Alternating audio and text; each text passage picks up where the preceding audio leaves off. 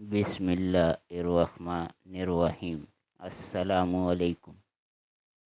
جنگ یمامہ میں شہید ہونے والوں میں حفاظ کی کثرت تھی۔ ایسے حالات کو مد نظر رکھتے ہوئے سیدنا ابو بکر صدیق رضی اللہ عنہ نے سیدنا عمر بن خطاب رضی اللہ عنہ سے قرآن کریم کو یکجا کرنے کا مشورہ کیا۔ اس وقت قرآن کریم ہڈیوں، کھجور کی شاخوں، کپڑوں اور لوگوں کے سینوں میں محفوظ تھا۔ حضرت ابو بکر صدیق رضی اللہ عنہ نے اس کام کی ذمہ داری زید بن ثابت انصاری رضی اللہ عنہ کو سونپی۔ حضرت زید رضی اللہ عنہ فرماتے ہیں، سیدنا ابو بکر صدیق رضی اللہ عنہ نے جنگ یمامہ کے دن مجھے بلا بھیجا۔ میں حاضر ہوا۔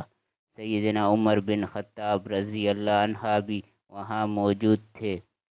ابو بکر صدیق رضی اللہ عنہ نے فرمایا، عمر میرے پاس آئے۔ انہوں نے مجھے بتایا کہ یمامہ کی جنگ میں بہت سے حفاظ قرآن صحابہ رضی اللہ عنہ جام شہادت نوش کر گئے ہیں۔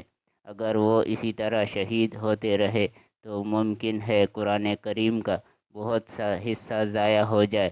میری یہ رائے ہے کہ قرآن کریم کو یکجا کر لیا جائے۔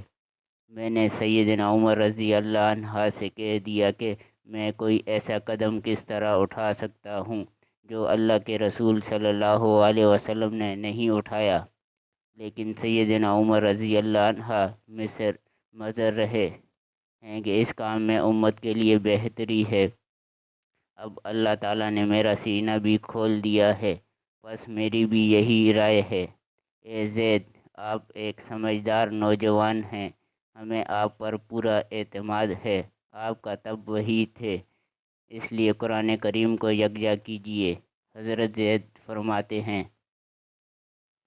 اگر مجھے ایک پہاڑ دوسری جگہ منتقل کرنے کا حکم دیتے تو مجھے یہ کام اس سے آسان معلوم ہوتا کہ میں اللہ کا کلام یکجا کروں۔ والسلام جاری ہے۔